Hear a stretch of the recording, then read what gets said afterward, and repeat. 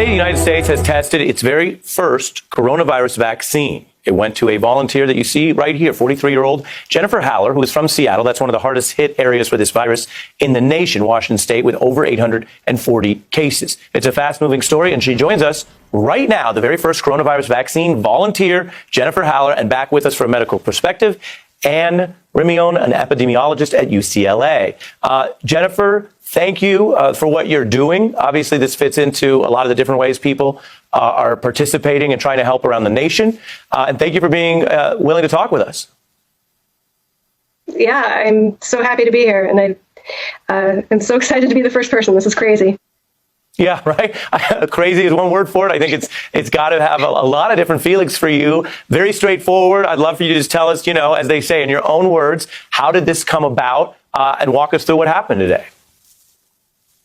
Yeah, just a couple of weeks ago, there was a call for volunteers, and filled out a form and got a call back, and went through the phone screen, past that, went in person for a physical exam, blood draw. Everything looked good there, and here we are. I went in this morning at 8 a.m. and got the first dose. There it is. I am, we feel, all of us, I know we feel so helpless. Like, what can we do? And I am so excited that there was actually something that I could do, and I did it, and I'm doing it. And I'm so proud of myself, and so thankful for the privilege that I have that allows me to do this. I'm healthy. I have a full-time salaried job. My company is flexible. They allow me to take time off to do this. I've supported friends and family.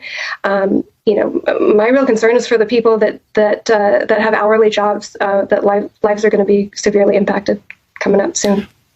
Based on what you're learning and what you're participating in, where does this process go from here?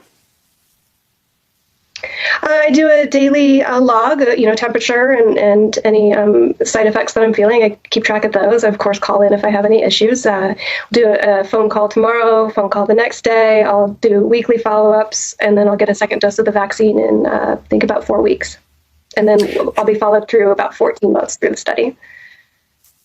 And did the folks involved in this tell you about any potential risks? Obviously, this is, to put it simply, hopefully a good thing, and you're participating in it. But you can imagine some people at home wondering, oh, my gosh, everyone's nervous about all sorts of things right now. How were you walked through the risk? How do you see that?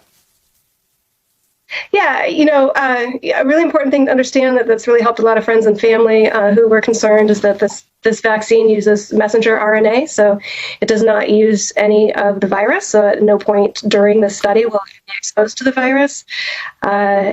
So that's awesome. Regular potential side effects from a vaccine. Totally up for those. And then, of course, there's the absolute unknown, right? This one has never been tested in a human, and I'm up for it. I'm ready. And if they do have a breakthrough here, would you be really excited to be a part of demonstrating that? I mean, there's so much of this story that's been so hard on people. It would seem this would be an opportunity potentially. I don't want to get ahead of obviously the test run, but would you be excited if it works out? Well, I mean, of course, yeah. I mean, the chance that I could have something to do with helping save lives is huge. And if this isn't the right vaccine or whatever, I mean, at least I'm part of the process. We're part of figuring this out and getting closer to something to help everybody. Yeah. Fantastic. Stay with me. As mentioned, we're getting this very newsworthy perspective from you as Americans and people around the country and the world are wondering about the race for a cure or a vaccine. As mentioned, I have Dr. Rimion here. What do you think it's important that people understand about these types of tests? So in terms of the vaccine that we're discussing right now, vaccines will take a while to be able to move forward and to be able to go through all the safety testing. There are a lot of regulatory aspects here, and what this woman is doing right now, which is really wonderful, is participating in a vaccine trial. In terms of tests, there are several tests that are coming online, and the more that we can get screening going rapidly, disseminated everywhere, the better we are, and the more that we'll understand what we have in this country in terms of burden of infection. That will help dictate where policy goes. And again, following up to you, everyone wants to know about timelines. How quickly do you think we could learn about whether a given vaccine or a given experimental cure could be workable and then distributed? It really, there are several steps, regulatory steps that have to happen, and this is to protect people, to make sure that there are no side effects, that the safety data is really straight, is very good. And once we have those data, then it can move forward into the next step. But there are always several regulatory steps that protect everyone, so that when a vaccine is available to the public, it will we'll know that it works well. And we still do believe that this will take at least a year or so to be able to be available to the public. So right now, all of the measures that we're talking about, we can't be putting our hopes into a vaccine.